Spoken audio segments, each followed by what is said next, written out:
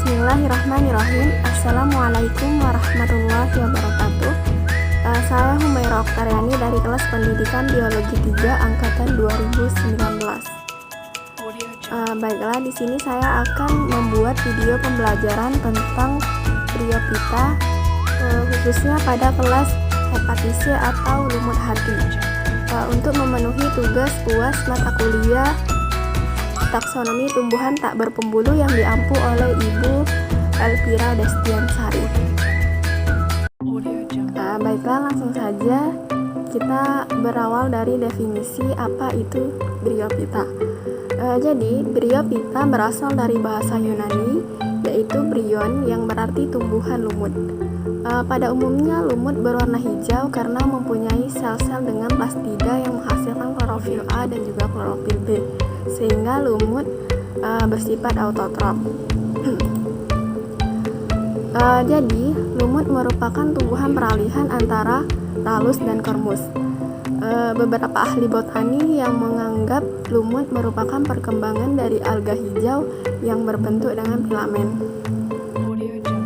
Kemudian ciri-ciri tumbuhan lumut yaitu pertama, sel penyusun tubuhnya telah memiliki dinding sel yang terdiri dari selulosa.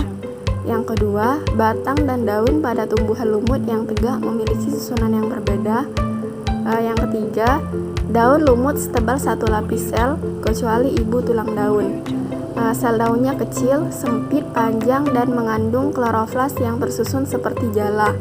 Di antaranya terdapat sel-sel mati dengan penebalan dinding dalam berbentuk spiral. Sel-sel mati ini berguna untuk sebagai tempat persediaan air dan cadangan makanan. Dan yang terakhir yaitu pada lumut hanya terdapat pertumbuhan memanjang dan tidak ada pertumbuhan membesar. Ukuran sel yang terbatas mungkin disebabkan tidak ada sel berdinding sekunder yang berfungsi sebagai jaringan penyokong. Berdasarkan habitus atau perawakannya, lumut dibedakan menjadi dua. Yang pertama, lumut daun atau musky, yaitu bentuk talusnya seperti tumbuhan kecil yang mempunyai batang semu tegak dan lembaran daun yang tersusun spiral. Baik batang maupun daun belum memiliki jaringan pengangkut. Pada bagian dasar batang semu terdapat rizoid yang berupa benang halus dan berfungsi sebagai akar. Pada bagian pucuk terdapat alat perkembangbiakan seksual berupa antheridium dan archegonium. Contoh dari lumut daun atau musky ini yaitu sphagnum yang hidup di rawa dan merupakan komponen pembentuk tanah gambut. Lalu yang kedua ada lumut hati atau hepatitis C, yaitu bentuk talusnya pipi seperti lembaran daun.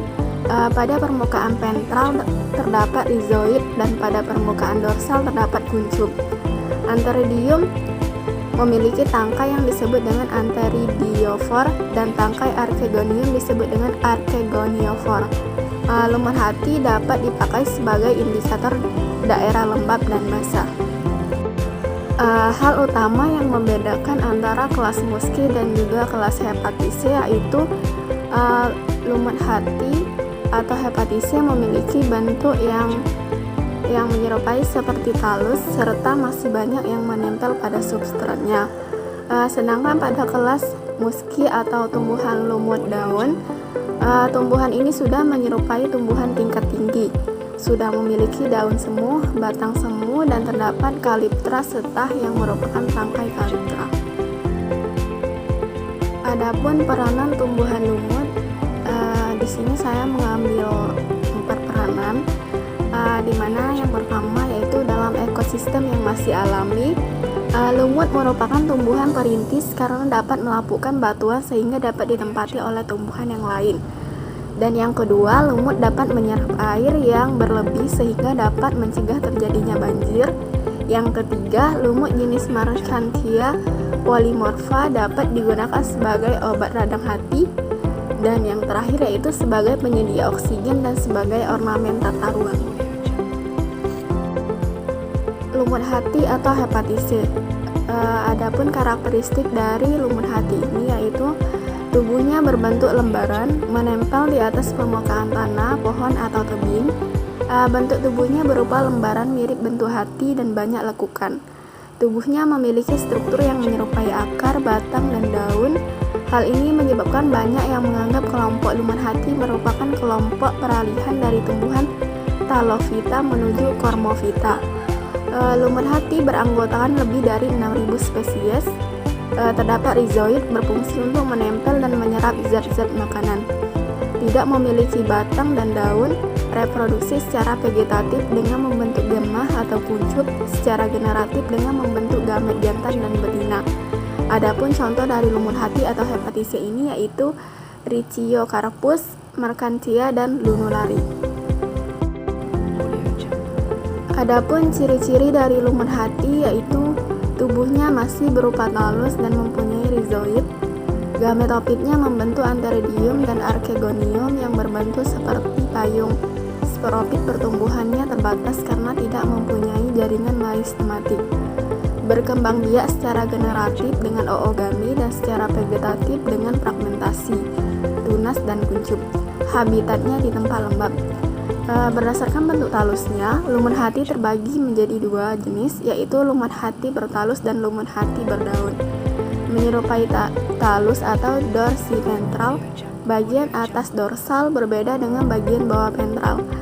Daun bila ada tampak rusak dan tersusun pada 3 deret pada batang sumbu. Alat kelamin terletak pada bagian dorsal talus, pada jenis terletak bagian terminal. Sporoganium sederhana tersusun atas bagian kaki dan kapsul atau kaki tangkai dan kapsul. Mekanisme merekahnya kapsul tidak menentu dan tidak teratur, seperti pita bercabang, menggarpu dan menyerupai rusuk di tengah mempunyai rizoid. Pada rusuk tengah terdapat badan seperti piala dengan tepi yang bergigi yang disebut piala eram atau keranjang eram kepala atau mangkok. Kemudian kuncup-kuncup eram atau tunas yang disebut dengan gemah mudah terlepas oleh air hujan. Baiklah, di sini saya akan menjelaskan tentang perkembangbiakan hepatise atau lumut hati. Secara aseksual menggunakan spora dan tunas. Secara seksual contohnya Mercantia, antheridium terpancang pada permukaan atas, bentuknya seperti cakram. Dasar bunga betina agak melebar dan membentuk payung dengan cuping berbentuk jari, umumnya berjumlah 9. Archegonium tumbuh pada alur-alur di antara cuping-cuping dengan leher menekuk ke bawah. Antheridium merekah mengeluarkan sperma menuju ke archegonium. Generasi sporopit dari telur yang sudah dibuahi atau zigot. Zigot membelah membentuk embrio atau bentuk bola. Bagian pangkal dari embrio membentuk kaki masuk ke jaringan reseptakel. Bagian terbesar dari janin membentuk kapsul yang dipisahkan dari bagian kaki zona yang terdiri dari sel-sel yang disebut tangkai kapsul. Berisi sel induk spora yang berkelompok atau elater, yaitu benang-benang memanjang dengan dinding bagian dalam terpilin. Setelah meiosis terbentuklah tetraspora. Tangkainya yang memanjang archegonium yang melebar jadi pecah dan kapsul jadi terdorong ke bawah. Kapsul lalu mengering dan terbuka memancarkan spora. Lepasnya spora dari kapsul dibantu dengan adanya elater yang sifatnya higroskopik. Akibat mengeringnya kapsul, elater menggulung menjadi kering dan mengadakan gerakan sentakan yang melempar spora ke udara. Klasifikasi lumut hati atau hepatise. Di sini saya mengambil 3 klasifikasi. Yang pertama ada Mercantia sp, yang kedua Jungermannia sp, dan yang ketiga Leucologiona sp. Yang pertama Mercantia sp. Adapun karakteristiknya yaitu memiliki bentuk tubuh berupa talus, arah tumbuh horizontal, bentuk sporopitnya mangkuk, bercabangan dikotom dan tidak memiliki daun. Memiliki alah kemunculan sporopit di permukaan talus. Spesies ini memiliki ciri khas jumlah sporopit banyak dan tersebar di permukaan. Menurut Yudianto, sporopit tersembunyi terletak di bagian permukaan bawah reseptakel betina, reseptakel jantan atau cawan antheridial, dan reseptakel betina atau cawan archegonial adalah terlihat jelas. Yang jantan serupa cawan dan yang betina serupa payung. Yang kedua yaitu Jungermannia sp. karakteristiknya yaitu merupakan tumbuhan serupa talus yang berdaun tetapi tidak memiliki urat daun. Daunnya berbentuk bulat telur dengan duduk daun menyirip ke arah luar. Sporopitnya berbentuk kapsul yang terletak di bagian bawah, memiliki percabangan talus bebas dan arah tumbuh horizontal. Dan yang terakhir yaitu ada Leucologyona sp. Adapun karakteristiknya yaitu tumbuhan berupa talus yang berdaun tetapi tidak memiliki urat daun. Daun-daun ini terletak di kanan dan kiri batang, berbentuk seperti telur yang melebar. Perkembangbiakan berupa sporopit yang berbentuk seperti kapsul yang terletak di ujung batang, percabangan talus oposita dan arah tumbuh horizontal dengan talus yang tipis. Adapun nilai-nilai yang dapat kita ambil dari hepatisi atau lumut hati ini yaitu ada nilai praktis, nilai pendidikan, dan juga nilai agama. Adapun nilai praktis, tumbuhan lumut atau bryophyta memiliki manfaat atau peranan penting bagi ekosistem. Peranan bagi manusia yang sangat luar biasa. Manfaat tumbuhan lumut bagi manusia adalah sebagai obat antiseptik yang terkandung pada lumut hati dan juga mengandung senyawa berguna dalam mengobati penyakit jantung terdapat pada lumut daun. Digunakan untuk obat dalam pertumbuhan rambut. Berguna juga sebagai obat hepatitis, menghilangkan toksin akibat dari gigitan ular, berguna untuk mengobati tekanan darah tinggi dan juga sebagai obat bius, memiliki manfaat yang digunakan sebagai pembalut atau pengganti kapas, juga membantu penyerapan air, menjaga kelembaban tanah, serta menjadi sumber oksigen. Kemudian nilai pendidikan yang bisa kita ambil yaitu merupakan jenis tumbuhan rendah yang pertama beradaptasi dengan lingkungan darat, tidak seperti halnya jamur yang mesti kehilangan klorofil. Tumbuhan ini merupakan tumbuhan peralihan dari bentuk talus ke kormus. Implikasinya yaitu sebagai manusia harus bisa seperti lumut yang bisa beradaptasi. Kita juga harus bisa beradaptasi dimanapun berada. Selain itu harus bisa berubah kepada hal yang lebih baik. Lumut dapat digunakan sebagai petunjuk arah mata angin di hutan, misalnya ketika pendaki ingin menentukan arah barat, maka yang menjadi indikasinya adalah keberadaan lumut pada permukaan pohon. Pada sisi pohon yang ditumbuhi oleh lumut, maka itu menunjukkan arah barat, sementara sisi pohon yang tidak berlumut mengindikasikan bahwa itu adalah arah timur. Secara otomatis, arah utara dan selatan yang dapat ditentukan. Dan nilai agama yang dapat kita ambil, batangnya belum memiliki berkas pembuluh angkut, yaitu tidak terdapat silem dan phloem. Jaringan pengangkut hanya berupa jaringan empulur. Allah itu maha adil, sekalipun lumut tidak mempunyai silem dan phloem, tetapi tetap digantikan dengan jaringan empulur yang mempunyai fungsi sama penting.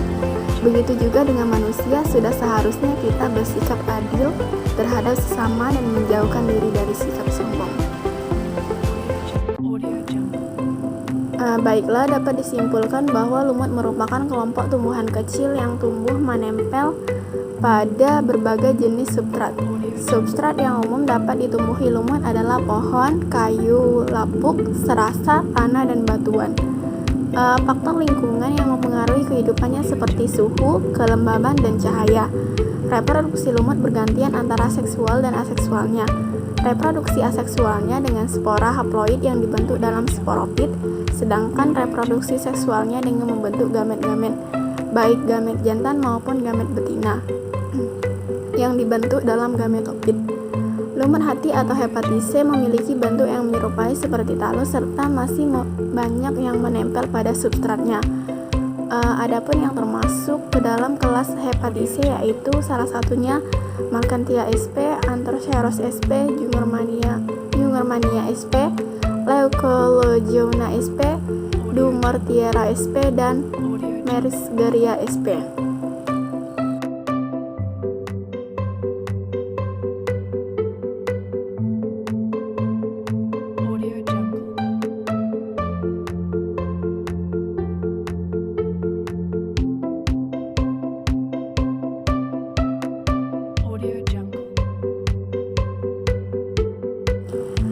Alhamdulillah, demikianlah video video pembelajaran tentang Bryophyta khususnya pada kelas hepatitis C atau lumut hati untuk memenuhi tugas UAS mata kuliah taksonomi tumbuhan tak berpembuluh. Terima kasih banyak bagi yang telah menyimak, semoga bermanfaat. Semoga juga kita dapat mengambil hikmah dari pembelajaran yang telah saya jelaskan pada video kali ini. Terima kasih banyak. Ilaliko. Wassalamualaikum warahmatullahi wabarakatuh.